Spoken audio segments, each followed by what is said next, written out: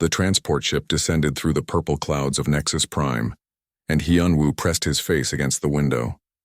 Below him stretched the most impressive military complex he had ever seen. The Galactic War Academy covered an area larger than his entire home city back on Earth. Massive towers of crystalline metal reached toward the sky, and training fields stretched to the horizon. Thousands of ships from hundreds of different species crowded the landing platforms. Hyunwoo felt his stomach twist with nervousness. He was the first human to attend this academy, along with 3 others from Earth. Their species had joined the Galactic Council only 3 years ago, and most aliens still saw humans as children playing at space travel. The other species had been exploring the stars for thousands of years. Some had been fighting wars since before humans discovered fire. The ship landed with a soft thud. Hyunwoo grabbed his bag and followed the other passengers down the ramp. The air on Nexus Prime tasted strange, filled with scents he couldn't identify. Around him, aliens of every shape and size moved with purpose. Some walked on 2 legs like him. Others floated, crawled, or moved in ways that seemed to defy physics. "First time off Earth?" a voice asked in Korean. Hyunwoo turned to see a young woman with short black hair and intelligent eyes. She wore the same cadet uniform he had been issued. "That obvious?" he replied with a nervous smile. "You're staring at everything like a tourist," she said, extending her hand. "I'm Ji-won. Strategic Analysis Track, Hyunwoo. General Tactics." He shook her hand gratefully. Having another Korean speaker here made him feel less alone. 2 more humans joined them near the processing center. Taemin was tall and moved like an athlete, his eyes constantly scanning their surroundings. Bora was shorter, with glasses perched on her nose and a datapad already in her hands, reviewing something intently. "Looks like we're all the humans here," Taemin said. 4 out of 10,000 cadets.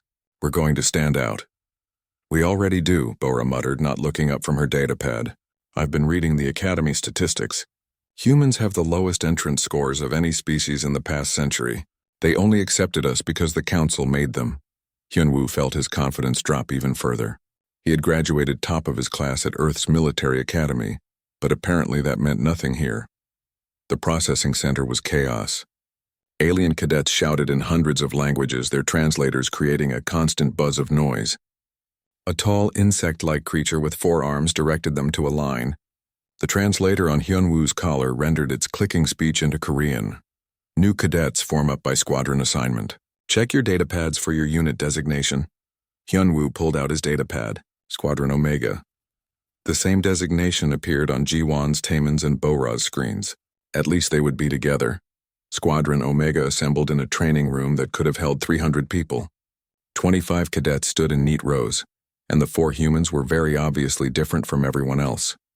Their squad mates included the insect-like Vrelians, the floating gas beings called Eth, the massive rock creatures known as Granite Lords, and a dozen other species Hyunwoo couldn't identify. The squadron commander entered and everyone snapped to attention. Commander Thek was a Vrelian, standing nearly 3 meters tall on 4 legs with compound eyes that seemed to see everything at once. Its exoskeleton gleamed like polished obsidian. "I am Commander Thek," the translator rendered its clicks and whistles.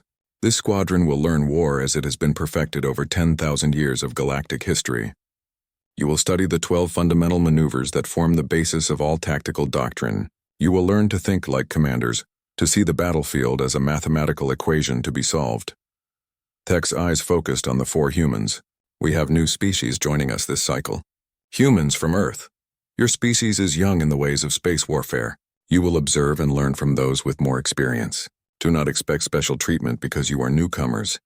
Hyunwoo felt heat rise to his face. The message was clear.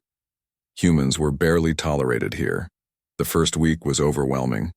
Every class assumed knowledge that humans simply didn't have. The instructors referenced battles fought thousands of years ago, as if everyone had memorized them. The tactical simulations used technology that Earth was just beginning to understand. Hyunwoo found himself staying up late every night, trying to catch up with classmates who had grown up with this knowledge. The first major exercise came at the end of the second week. Squadron Omega would face Squadron Alpha in a simulated planetary invasion. The aliens treated it like a routine training event, something they had done hundreds of times before. Commander Thek briefed the squadron on their strategy. "Alpha will deploy using Standard Invasion Formation 3. We will counter with defensive pattern 7, modified for the terrain. The simulation algorithms predict a 73% chance of our victory if we execute properly. Hyunwoo studied the battle plan on his data pad. It looked perfect on paper. Every unit positioned exactly where the computer said it should be, but something felt wrong to him. It was too neat, too predictable. Both sides would follow their formations, and whoever made fewer mistakes would win. There was no creativity, no adaptation, no surprise. During a brief break, he mentioned his concerns to Ji-won. "Don't the aliens ever do something unexpected?" he asked quietly. Ji-won shook her head. "I've been reading their military history. For the past 3,000 years, most wars have been fought like chess games. Everyone knows the same moves, the same strategies. Battles are won by whoever has better resources or executes the standard plans more efficiently." "That seems boring," Taemin added, joining their conversation. "Back on Earth, the best generals were the ones who surprised everyone. Sun Tzu, Napoleon, Patton. They won because they did things no one expected." "That's considered primitive thinking here," Boras said, her voice flat. "The aliens believe they've evolved beyond that. They've optimized warfare to a science." The simulation began the next morning. Squadron Omega took their positions exactly as Commander Thek ordered. Hyunwoo and the other humans were assigned to support roles, essentially watching while the aliens executed the plan. Alpha Squadron advanced in perfect formation. Omega Squadron defended in perfect formation. The battle unfolded exactly as the computers predicted. There were no surprises, no sudden changes, no moments of brilliance or disaster. It was like watching two calculators compete to solve the same equation. Except Alpha Squadron's calculator was slightly faster. They executed Invasion Formation 3 with perfect precision, and Omega Squadron's defensive pattern 7 couldn't quite match their efficiency. The simulation ended with Alpha winning by a narrow margin. Commander Thek seemed puzzled rather than disappointed. "Our execution was 97% optimal," it announced. "Alpha achieved 99%. We will review the recordings and identify the 2% gap in our performance." Hyunwoo couldn't stay quiet. "Commander, what if we tried something different? Something they wouldn't expect?" Every alien in the squadron turned to stare at him. The silence stretched uncomfortably. "Cadet Hyunwoo." Thek's voice carried a tone of patient condescension. "Warfare is not about something different. It is about executing proven strategies with maximum efficiency. The 12 fundamental maneuvers have succeeded in millions of engagements. To ignore them is to embrace chaos. But if both sides use the same maneuvers, then whoever has better equipment or faster reflexes always wins," Hyunwoo argued, knowing he was probably making a mistake but unable to stop himself. "There's no room for actual strategy." "That is the point," Thek replied. "When both sides follow optimal doctrine, the superior force wins. That is how war should function. Predictable, controlled, civilized." That night, the 4 humans sat together in their shared quarters. None of them said anything for a long time. Finally, Bora spoke. "They think we're stupid," she said quietly. "They think because we're new to space we don't understand war. But I've been reading Earth's military history. We've fought wars for our entire existence. We've had thousands of years to learn how to surprise, adapt, and overcome. These aliens have forgotten how to do that."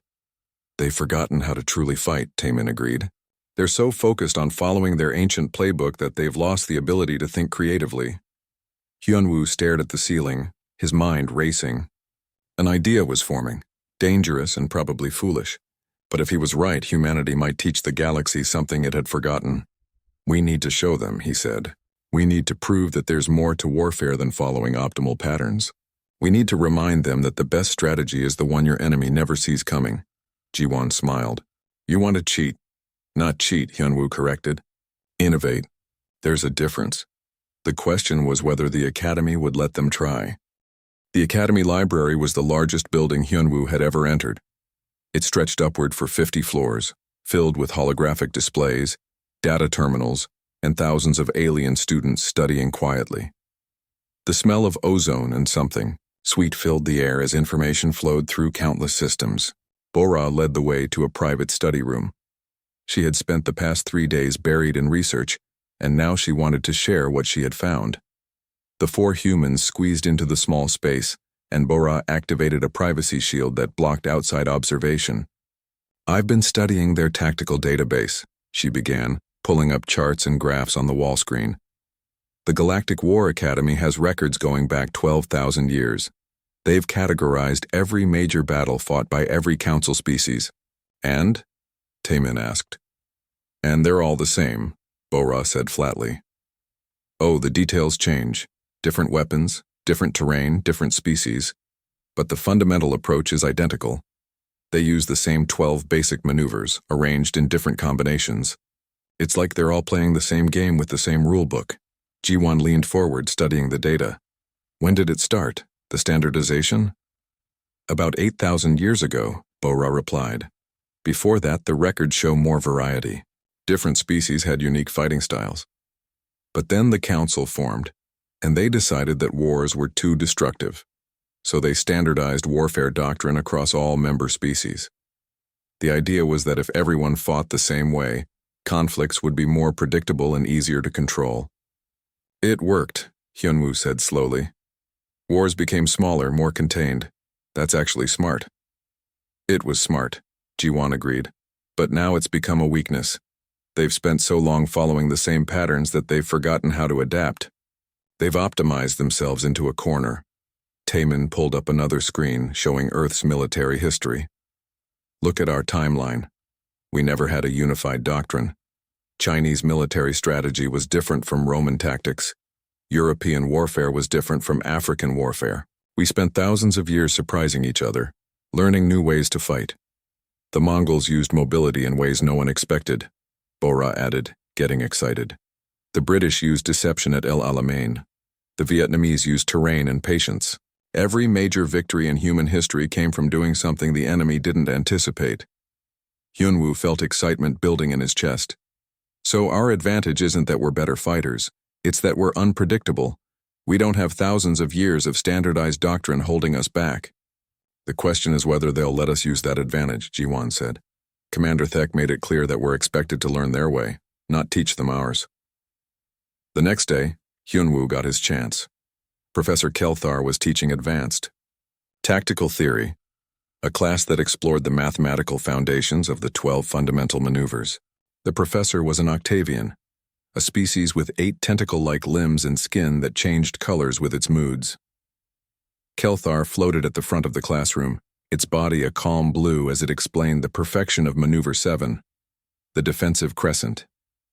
According to the professor, this formation had been used successfully in over 10,000 engagements with a 94% success rate. The beauty of the defensive crescent, Kelthar explained, is its mathematical certainty. When executed properly, it creates overlapping fields of fire that make penetration nearly impossible. The enemy has only 3 viable responses, all of which are countered by standard doctrine. Hyunwoo raised his hand. Around him, alien students shifted in their seats. The humans rarely spoke in class, and when they did, it was usually to ask basic questions. Yes, Cadet Hyunwoo? Kelthar's skin flickered yellow with curiosity. What if the enemy doesn't use any of the 3 standard responses? Hyunwoo asked. What if they do something completely different? The classroom went quiet. Kelthar's skin shifted to a confused purple. Such as what? I don't know, Hyunwoo admitted. That's the point. What if they do something that's not in the tactical database? Something no one has tried before?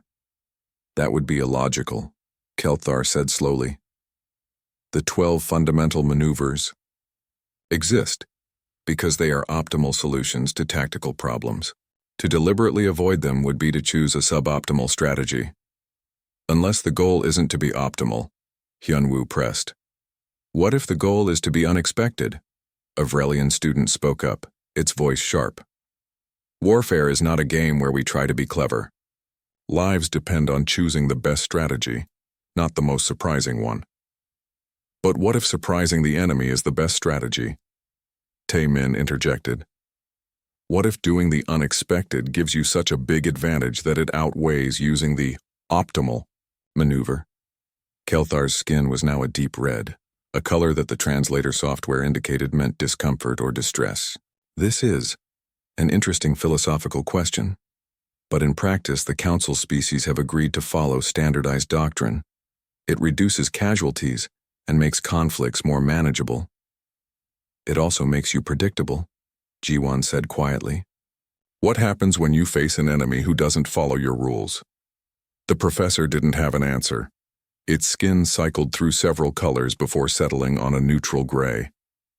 I believe this discussion is moving beyond the scope of today's lesson. We will return to analyzing the mathematical properties of the defensive crescent.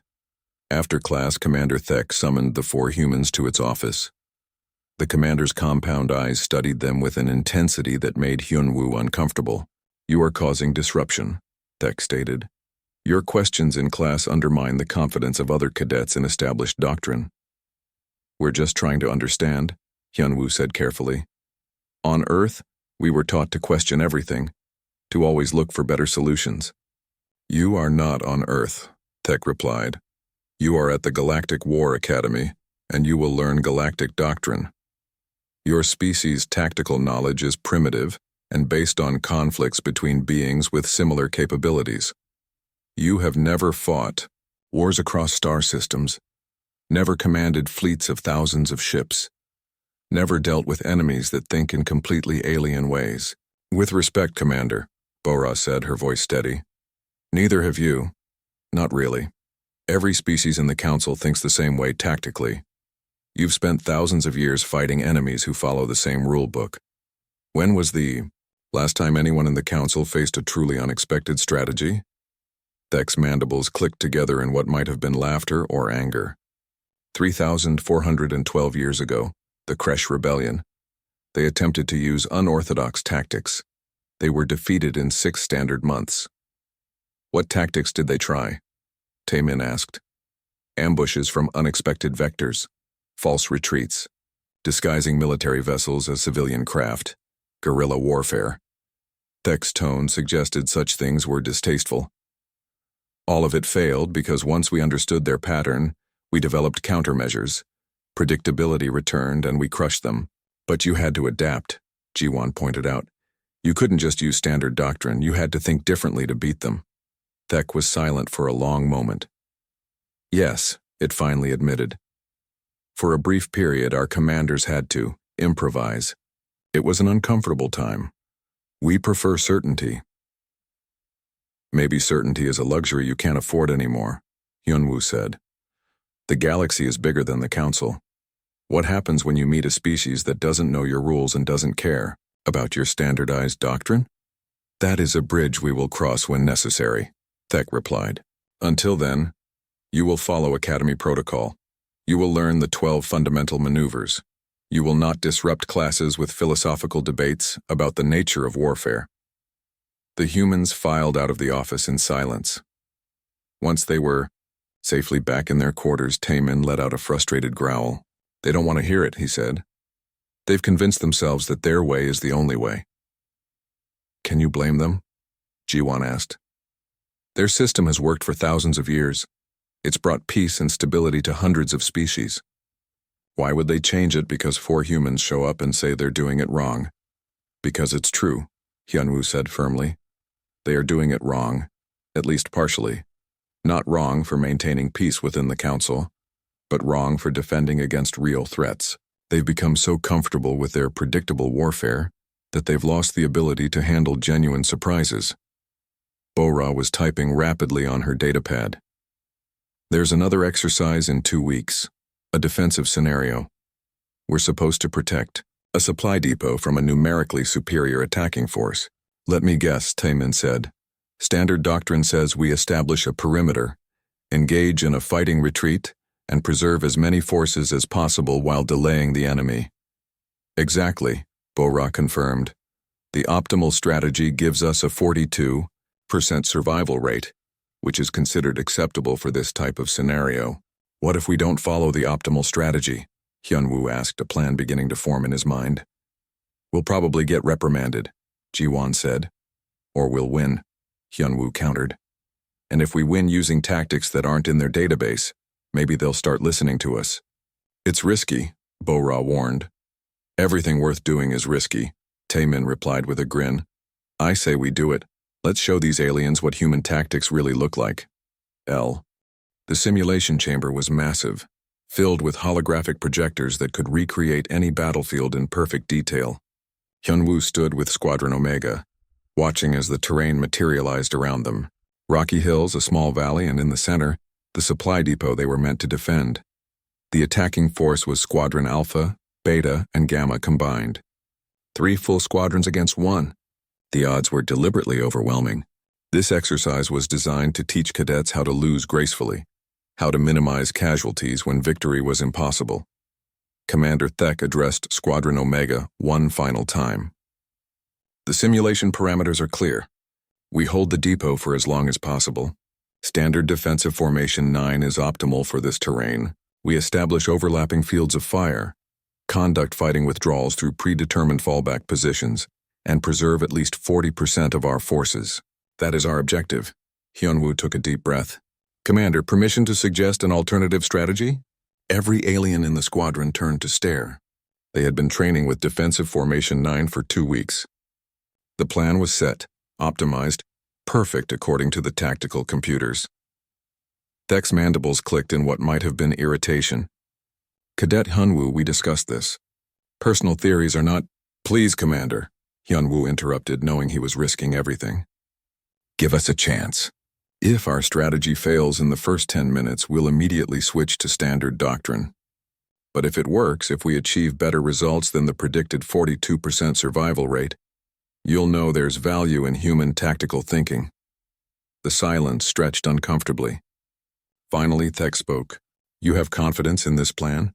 Yes, Commander. Very well. You have 10 minutes. If your strategy proves ineffective, we revert to doctrine. Explain your plan. Hyunwoo had prepared for this moment. He pulled up a holographic display of the battlefield. Standard doctrine assumes we want to hold the depot and preserve forces. But what if we change the objective? What if we turn the depot into a weapon? He manipulated the display, showing how they would rig the entire supply depot with explosives. Not enough to destroy their own forces, but enough to create a massive trap. Then instead of defending from standard positions, they would hide their combat units in locations that violated every rule about proper formation spacing. The enemy will advance using Assault Pattern 12, Jiwon explained, taking over the presentation. Their doctrine is completely predictable. They'll surround the depot, establish a perimeter, then move in to capture it. Their command units will position here, here, and here. She marked 3 locations on the map. These are the mathematically optimal positions according to their tactical algorithms. We let them think we're following standard defense, Taemin continued. We make initial contact, fall back according to doctrine, make them believe they're winning exactly as their simulations predicted. Then when they're committed and confident, we spring the trap. The depot explodes when their forces are concentrated around it, Bora finished. Simultaneously, our unconventionally positioned units open fire from angles that shouldn't exist. Their tactical computers will need several crucial seconds to process what's happening. In those seconds, we eliminate their command structure. Commander Thek studied the plan in silence. The other alien cadets whispered among themselves. Finally, Thek spoke. This violates Doctrine 7, which states that defensive positions must maintain structural integrity. It violates Doctrine 15, which requires optimal unit spacing. It risks total loss of the defended asset. It is, by every standard measure, a terrible strategy. Hyunwoo's heart sank. However, Thek continued, its tone thoughtful, it is also something Alpha, Beta, and Gamma squadrons will not anticipate. They will be running their tactical algorithms based on our expected behavior. Very well. We will attempt this improvisation. But remember, cadets, if this fails, we face severe losses. The humans shared quick glances of relief and determination. They had their chance. The simulation began. Alpha, Beta, and Gamma squadrons advanced with overwhelming force exactly as predicted. Their formations were perfect, their spacing optimal. Their tactical computers had already calculated the battle's outcome. They would capture the depot within 37 minutes with minimal casualties. Hyunwoo watched from his concealed position as the enemy forces approached. Squadron Omega had set up initial defensive positions according to standard doctrine, but these were lightly manned, designed to make contact and then retreat. The real strength of their force was hidden in positions that looked random and poorly thought out to anyone analyzing the battlefield. The enemy opened fire. Omega's visible forces returned fire briefly. then began falling back in textbook fashion. Everything looked normal. Everything proceeded exactly as the attacking squadrons expected. "They're taking the bait," Bora whispered over the comm channel. She was monitoring the enemy's movements from a hidden observation post. "Command units moving into predicted positions. 70% of their forces are now within the blast radius." "Hold," Hyunwoo ordered, watching as more and more enemy units crowded around the depot. His heart pounded. If they waited too long, the enemy would secure the depot. If they acted too soon, they would miss their chance for maximum impact. Commander Thek was beside him, silent but radiating tension. The other Omega cadets were in position, weapons ready, waiting for the signal. 85% committed, Bora reported. Their reserve forces are moving up. Commander units are, yes, all 3 command units are exactly where Jiwon predicted. The enemy began their final assault on the depot. Their tactical computers were reporting imminent victory. Everything was going perfectly according to their simulations. "Now," Hyunwoo said quietly. Bora triggered the charges. The supply depot exploded with tremendous force, but not randomly. The humans had carefully shaped the charges to direct the blast outward, creating a ring of destruction that caught the tightly grouped enemy forces in a devastating kill zone. In the simulation, hundreds of enemy units simply disappeared from the tactical display. In the same instant, Taemin's hidden combat units opened fire from their unconventional positions.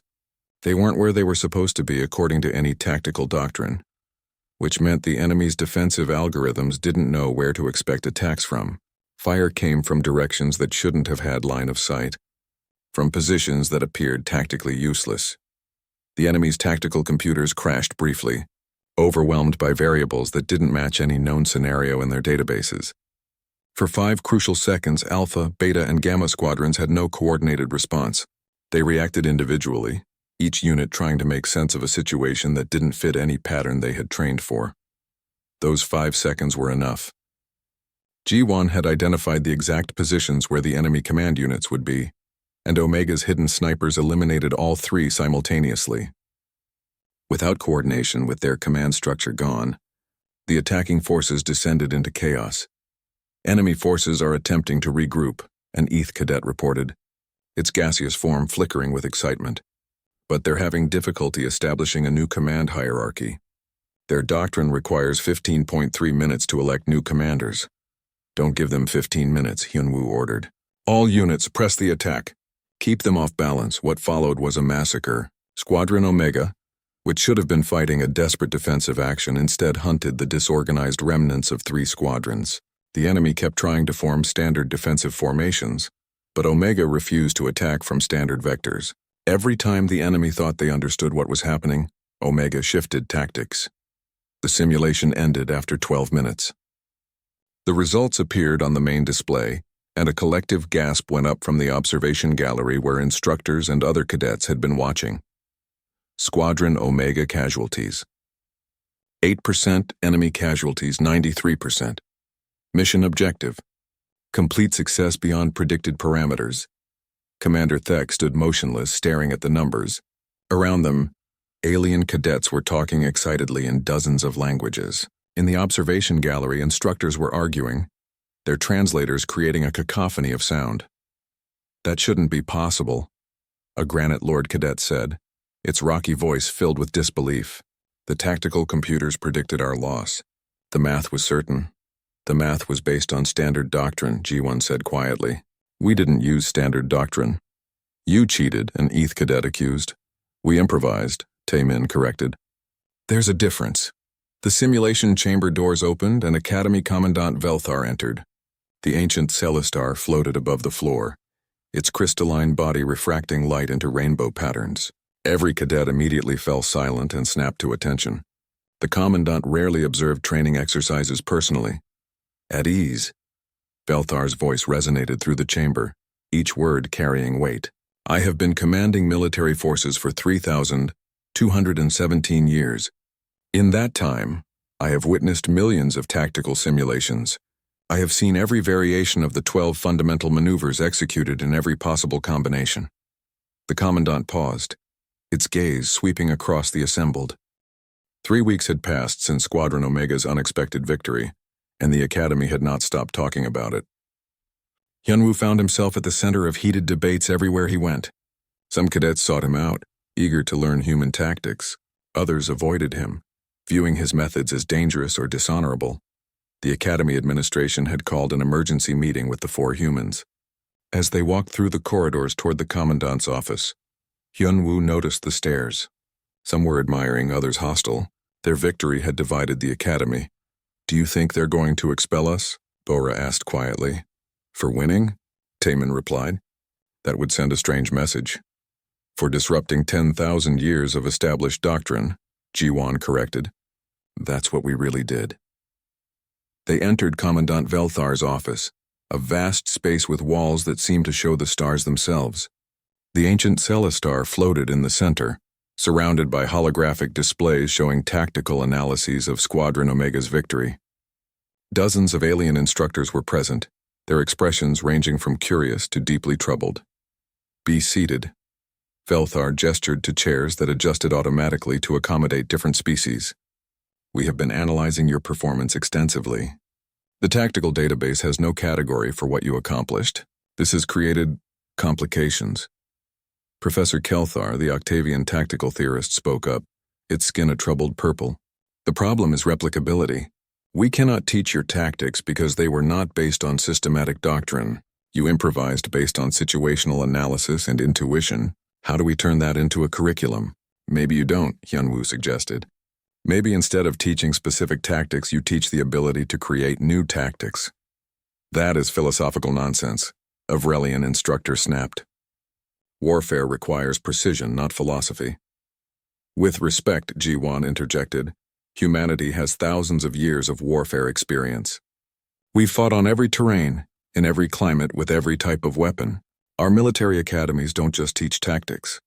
They teach officers how to think, how to analyze situations, how to adapt when plans fail. Your planet had constant warfare because your species was divided," another instructor pointed out. "The Council achieved peace through unity and standardization. Are you suggesting we should abandon that?" "No," Hyunwoo said carefully. "Your system works perfectly for maintaining peace within the Council. But what happens when you face an external threat? What if you encounter a species that doesn't know your rules?" Velthar's crystalline body pulsed with light. "That question has been raised before. The standard answer is that our superior technology and unified doctrine would overwhelm any external threat. But your victory has suggested another possibility. What if the external threat is more creative than we are?" The room fell silent. It was a disturbing thought for species that had spent millennia perfecting their approach to warfare. "We have decided to conduct an experiment," Velthar announced. "There is an advanced scenario that has never been successfully completed. It simulates an insurgency on a colony world. The cadets play the role of rebels with limited resources fighting against a vastly superior occupation force. The scenario has been run 347 times. The rebellion has never won. What's the survival rate?" Taemin asked. "Less than 5%, Kelthar replied. The scenario is designed to teach cadets about the futility of asymmetric warfare when facing an opponent with overwhelming advantages." Hyunwoo felt a cold certainty settle in his stomach. He knew where this was going. "Squadron Omega will attempt this scenario," Velthar continued. "You will have complete freedom to employ any tactics you choose. The occupation force will be controlled by our 3 best squadrons and our most experienced tactical instructors. They will follow optimal doctrine. If you succeed, it will prove that your approach has value. If you fail, it will suggest that your previous victory was merely fortune. And if we refuse," Bora asked, "then you acknowledge that your tactics only work under specific favorable conditions," Velthar said simply. "You will complete your academy training following standard doctrine, and Earth's contribution to galactic military thought will be considered minimal." It was a trap, and everyone in the room knew it. The humans were being challenged to prove themselves under the worst possible conditions, but Hyunwoo also recognized it as an opportunity. "We accept," he said, ignoring the worried glances from his friends. "When does the simulation begin?" "You have 1 month to prepare," Velthar replied. "Use it wisely." The 4 humans left the office in silence. Once they were safely back in their quarters, Taemin exploded. "They set us up. An unwinnable scenario against their best forces? They want us to fail." "Of course they do," Jiwon said calmly. Half the Academy wants us to succeed and prove that their sacred doctrine isn't perfect. The other half wants us to fail and go back to being quiet students who don't question anything. We're a political problem now. So what do? Bora asked. Hyunwoo was already pulling up Earth's military history database. We study. On Earth, weaker forces have defeated stronger occupiers many times throughout history. Vietnam, Afghanistan, the American Revolution. Every successful insurgency followed similar principles. Which are? Taemin asked. Don't try to defeat the enemy militarily, Hyunwoo explained. Make occupation so costly and frustrating that they lose the will to continue. Hit-and-run attacks. Blend with the civilian population. Target supply lines and morale. Force them to spread their forces thin while you concentrate yours. The Academy calls that primitive warfare, Bo-Ra noted. The Academy has never had to fight an insurgency, Ji-Won countered. They design occupation forces to be efficient and overwhelming. They've never faced an enemy that doesn't care about efficiency or direct confrontation. For the next month, the humans worked obsessively. They studied every insurgency in Earth's history, identifying common patterns and successful strategies. They analyzed the simulation parameters, looking for exploitable weaknesses. They barely slept, surviving on stimulants and determination. Other cadets watched their preparations with interest. Some offered help or advice. Commander Thek, despite initial skepticism, began working with them, trying to understand their unconventional approach. You plan to lose every direct engagement, Thek observed, studying their strategy. This contradicts every principle of warfare. We plan to never have direct engagements we can't win, Hyunwoo corrected. We'll hit them when they're vulnerable and disappear before they can respond. We'll make them paranoid, forcing them to defend everywhere, which means they're strong nowhere. And the civilian population? Thek asked. Standard occupation doctrine includes civilian management protocols, which we'll use against them, Bo-Ra said. The simulated civilians will be programmed to react realistically. If we can win their support, they become our intelligence network. The occupation force will be surrounded by potential enemies. The day of the simulation arrived. The scenario was complex. A colony world called Haven's Rest had rebelled against Council authority. Squadron Omega would control the rebel forces, starting with minimal weapons and no heavy equipment. The occupation force, controlled by the Academy's best tactical minds, had complete military superiority. The simulation loaded, and Hyunwoo found himself in a virtual city. His rebel forces were scattered, hiding in buildings, trying to avoid the patrols that swept the streets. Above, occupation force aircraft circled constantly. The enemy controlled every strategic location: the spaceport, power plants, water treatment facilities, communication centers. Standard occupation doctrine, Ji-Won observed, studying the enemy positions. They're following the playbook perfectly. Maximum security on strategic assets, regular patrols, checkpoints controlling movement. Which means they're predictable, Taemin added. The first week of the simulation was quiet. Squadron Omega didn't attack. Instead, they focused on gathering intelligence, mapping patrol patterns, and establishing safe houses. The occupation force grew confident, believing the rebels were too weak to resist. Then the attacks began. Not massive assaults, but small, targeted strikes. A patrol ambushed and eliminated in seconds before reinforcements could arrive. A supply convoy destroyed on a remote road. A power station sabotaged, plunging a district into darkness. Each attack was carefully chosen to maximize damage while minimizing risk. The occupation force responded according to doctrine. They reinforced vulnerable points, increased patrol frequency, and established more checkpoints.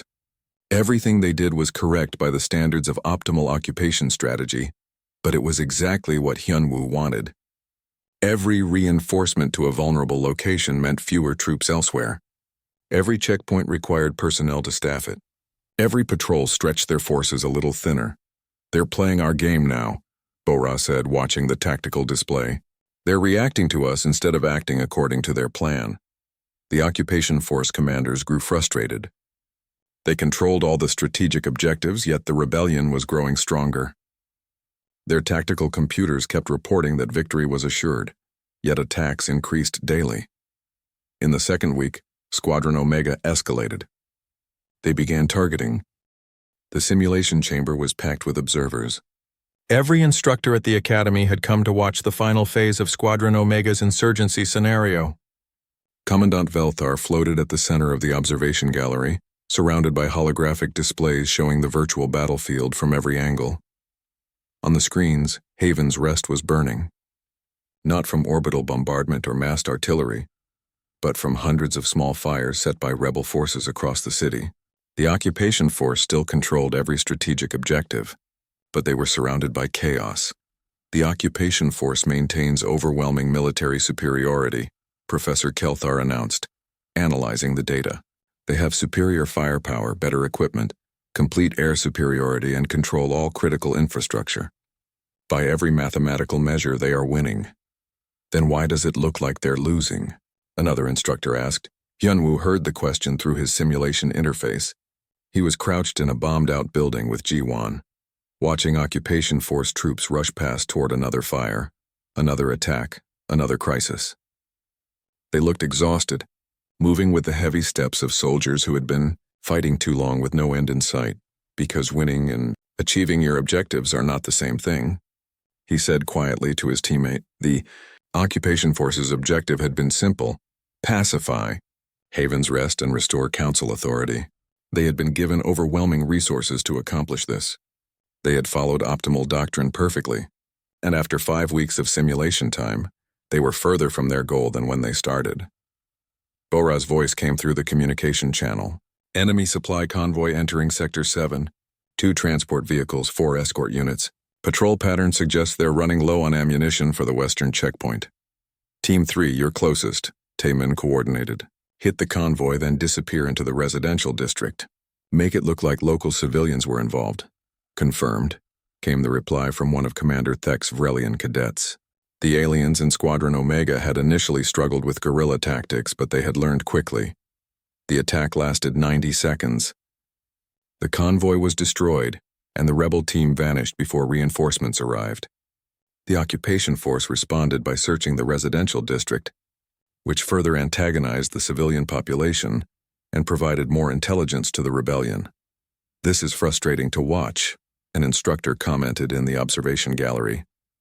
The occupation force is doing everything correctly. That is the problem, Velthar replied. They are following a doctrine designed for conventional warfare against an opponent who refuses to fight conventionally. It is like trying to catch water with a net. In the simulation command center, the occupation force leaders were arguing. Hyunwoo had hacked into their communications and was listening to their debate. We need to increase security at all checkpoints, one commander insisted. We are already stretched thin, another replied. Every reinforcement to one location weakens another. Then we must adopt more aggressive tactics. Curfews, restricted movement, mandatory identification checks. We have already implemented those measures. They are turning the civilians against us. The civilians are already against us. Hyunwoo smiled grimly. The occupation force was trapped in a cycle of escalation that only made their situation worse.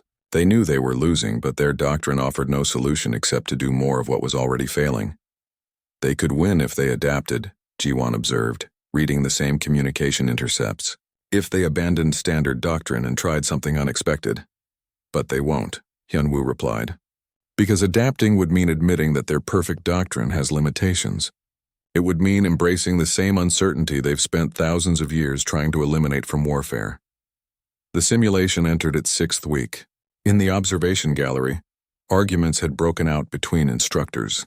Some insisted that the occupation force should continue following doctrine, and that victory was still achievable. Others argued that the scenario had reached a logical conclusion. The rebellion had won by making occupation unsustainable. Commandant Velthar called for silence. The question before us is not who is winning by military metrics. It is whether the occupation force can achieve its objective of pacifying Haven's Rest. Professor Kelthar, your analysis. The Octavian's skin shifted through several troubled colors. The economic cost of maintaining this occupation has exceeded projected returns by 437%. Troop morale is at critical levels. The civilian population is 91% sympathetic to the rebellion. The military victory the occupation force has achieved tactically is meaningless because they cannot translate it into political success. In other words, Squadron Omega has won, Velthar stated. The simulation froze. Hyunwoo found himself back in the simulation chamber, surrounded by his teammates. The other cadets looked exhausted but triumphant. Around them, the observation gallery erupted in heated discussion. "This is unprecedented," one instructor protested. "The rebellion lost every direct engagement. They never controlled any strategic objectives. How can we call this a victory?" "Because the objective of an insurgency is not to win battles," Velthar replied patiently. "It is to make occupation impossible." Squadron Omega understood this. Our occupation force did not. Commander Thek approached the humans, its compound eyes reflecting something that might have been respect. "You fought a war that existed outside our tactical framework. You made the enemy's strengths irrelevant and exploited weaknesses they did not know they had." "We fought the war we could win," Hyunwoo said simply. "That's all we did." Over the next week, the academy was transformed by debate. Every class became a discussion of Squadron Omega's tactics. Some instructors embraced the implications, beginning to design new curriculum that incorporated adaptive thinking. Others resisted, arguing that the scenario was too specific and that the lessons learned could not be generalized. The four humans found themselves at the center of constant attention. Cadets from dozens of species wanted to understand human tactical thinking. How did humans learn to improvise? Why were they comfortable with uncertainty? What other strategies existed in Earth's military history? "I feel like we've broken something," Bora said one evening as they gathered in their quarters. "The academy used to be so orderly, so confident. Now everyone is questioning everything." "Maybe it needed to be broken," Jiwon replied. 10,000 years of the same thinking had made them comfortable but inflexible. A message appeared on Hyunwoo's datapad. Commandant Velthar was requesting their presence at an emergency council session. When they arrived at the Great Hall, they found not just academy instructors but high-ranking military officials from across the council. This was more serious than they had realized. Velthar addressed the assembly. "Squadron Omega's performance has raised fundamental questions about galactic military doctrine. Some view their success as proof that our approach is flawed. Others see it as an interesting anomaly with limited practical application. This council has been convened to determine how the Galactic Defense Force should respond." A senior Vrelian admiral spoke first. "With respect, Commandant, these cadets succeeded in a simulation. Simulations are not reality. Their tactics, while creative, are untested in actual combat. I propose we acknowledge their achievement but continue with established doctrine." "I disagree," countered a Celester general. "The simulations are designed to be as realistic as possible. Squadron Omega has demonstrated that an opponent who does not follow our rules has an enormous advantage. We cannot ignore this." The debate continued for hours. Hyunwoo and his friends sat silently, listening as the galaxy's military leadership argued about the implications of their actions.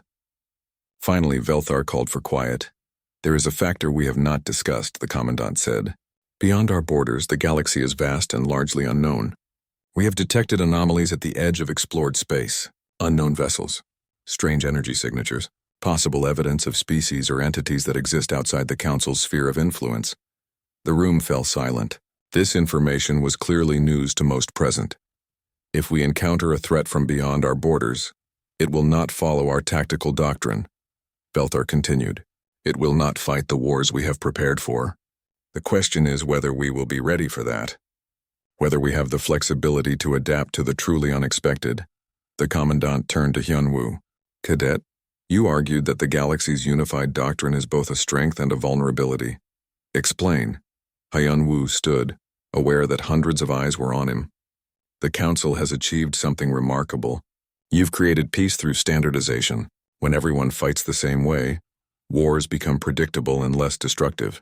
That's a tremendous achievement." He paused, gathering his thoughts. "But it only works if everyone agrees to follow the rules. Within the Council, that's fine. But against an external threat, someone who doesn't know or care about your doctrine, your predictability becomes a fatal weakness. Your tactical computers will try to predict an enemy that doesn't follow any pattern they recognize. Your commanders will be paralyzed by situations that don't match their training. And your solution?" the Vrelian admiral asked skeptically.